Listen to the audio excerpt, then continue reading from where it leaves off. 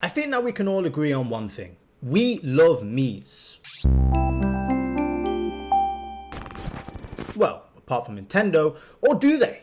Honestly, I don't even think Nintendo know what to do with these guys at this point. So today, we are going to take a quick look through the history of these iconic characters, as well as the future, if they even have one. Also, quickly guys, before we get started with the video, it would help out a lot if you could subscribe to the channel. We're so close to hitting 2K subscribers. Every subscriber counts. Thank you. Sunrise. Miis were first introduced on the Nintendo Wii all the way back in 2006, their first game being Wii Sports, and since then they have appeared in countless other games. And why are these things so loved, I hear you ask? Well, just look at them. They're great. I remember spending hours in the Mii channel trying to make family members and random cartoon characters and checking out other creations in the Check Me Out channel.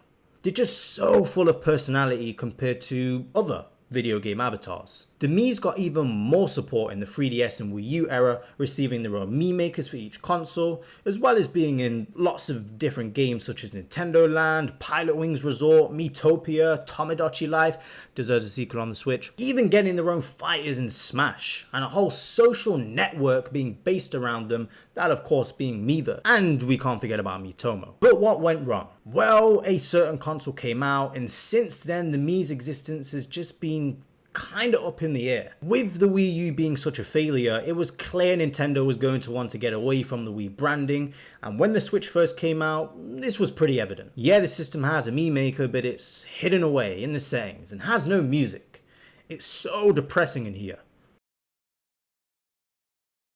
Honestly, I truly believe they added this last minute because they decided to put over Mario Kart 8 and other games with Mii's in them, so they were like, oh yeah, we need to make a Mii maker, hence it being so lifeless. For a while, Mii's were pretty silent. The games they were in were either ports from the Wii U, again such as Mario Kart 8 Deluxe, New Super Mario Bros. U Deluxe, the occasional mobile games such as Super Mario Run or Dr. Mario World. And while some new games did get Mii's, they were the obvious ones, such as Smash Ultimate. This wasn't anything special because the previous entries for these games had them, so they kinda had no choice. Especially with Smash Ultimate's big thing being everyone is here. I will note though that Mario Maker 2 did add Mii's, unlike the first Mario Maker, and there were some pretty neat costumes as well, so yeah, good job Nintendo. But other than that, yeah, not much happened. But then the unimaginable happened.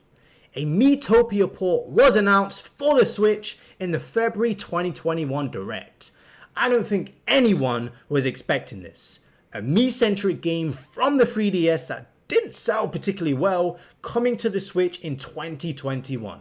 This restored a lot of people's faiths, especially when the demo released and we got our hands on that amazing brand new Mii editor. It was even better than before. You had so many more customization options. I remember seeing so many of these creations all over my Twitter timeline that entire month. It was great. Well, some of them were pretty terrifying, not gonna lie. When the game finally launched, it was well received and it sold pretty well for a port. It's currently sitting at 1.63 million copies sold worldwide. Great. So everything was looking up from here. Miitopia sold well, Mii's played a big part in the Mario Golf Super Rush story mode, they even featured them in the new Pikmin Bloom mobile game. The question that was on everyone's mind though was, will we see another Mii-centric game on the Switch? Notably, two games in particular. A new entry in the Wii Sports series, and a Tomodachi Life port / sequel. Fast forward to the February 2022 Direct, and the impossible happens again. A new sports game is announced, understandably dropping the Wii branding and replacing it with a Nintendo Switch instead, but there was one major issue. What the hell are these things? Sports mates? Why? Just why? Later on in the Direct, they did confirm Mii's will be present in the game, but sort of just a side thing. Just when we thought Mii's were back, and better than ever, they bring back the game series they originated from, for crying out loud, and replace them with these weird avatars that you'd find on Google Images when you search clip art avatar PNG no watermark. I mean, they aren't bad, but they definitely don't top the Mii's. And no, that isn't just a nostalgia talking. I get the Mii's maybe could have been modernized a little bit, but the Miitopia port did that perfectly. It gave us so much more in terms of customization, and I've been saying this for a minute, but imagine if they updated the Mii maker for the Switch. Give us all the options available in Miitopia. I don't know how they'd get around people, you know, adding inappropriate things in their designs, but hey, they managed to figure it out with Miitopia and the Check Me Out channel. And after all this is done, after they've updated the Mii Maker, stop hiding it in the settings and place it proudly on the home screen where it belongs. I mean, hey, they added the new NSO icon a while back, so there's plenty of room for a Mii Maker one here too. Imagine bringing this over to the new Nintendo Switch sports game. It would be so good. And it just feels right, seeing as this is the game they literally originated from. I'm sorry, but having anything other than Mii's on this box art just doesn't look right. Switch sports aside, we've seen Mii's removed from another game recently that most people probably forgot about, seeing as it was a pretty small release, and that was Big Brain Academy Brain vs. Brain. That released in December of 2021. They did used to be in the Wii version, however they weren't in the original DS version, so I suppose it isn't that big of a deal.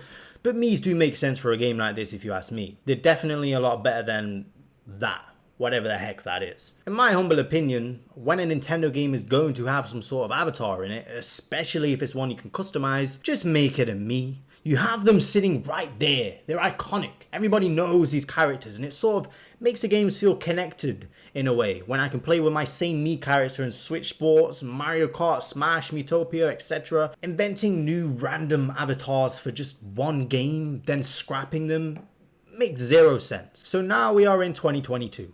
And honestly, we are back at the point where I simply don't know what Nintendo is going to do with the Miis. It seemed like they were pretty much done with them when the Switch first came out. I mean, for years it was pretty silent. Then randomly in 2021, a Mii-centric game is brought back with a fresh new Mii Maker. Everything is looking good, hope is high, but then they release a new entry in the sports series for the first time in almost 8 years and make these new sports mates the go-to option instead of Mii's. It's obvious people still care about these. I mean, just judging from the sales of Miitopia, and just this poll alone shows how much people care. So how could Nintendo fix this? Well, the answer is pretty simple. Tomodachi Life 2. That's it. But no, seriously, the logical thing to do is whenever we have a Nintendo game with some sort of customizable avatar in it, just make it the Mii's. And again, redoing the Switch Mii Maker would be really cool, but realistically, yeah, it's probably too late for that one. And again, bringing back some more Mii-centric games would be great as well. And seriously, I hope that Switch Sports isn't the last we see of this great series. I'm just worried that it's sold poorly and Nintendo will think, we don't care about the series anymore. But in reality, we do. We just wish that you did a better job, Nintendo. But of course, they're a corporation and their language is sales and money. So if they see it sell poorly, they'll probably just move on and won't think, maybe we should just put more effort into it next time. Nintendo, I am telling you, trust me, release another Switch Sports game. Have Mii's be the main and only option and launch the game with more content, like Wii Sports Resorts did. Heck, even call it Switch Sports Resort and bring back Woohoo Island. And that would sell incredibly. You know what else would sell incredibly? Tomodachi Life 2. Bye. Sunrise.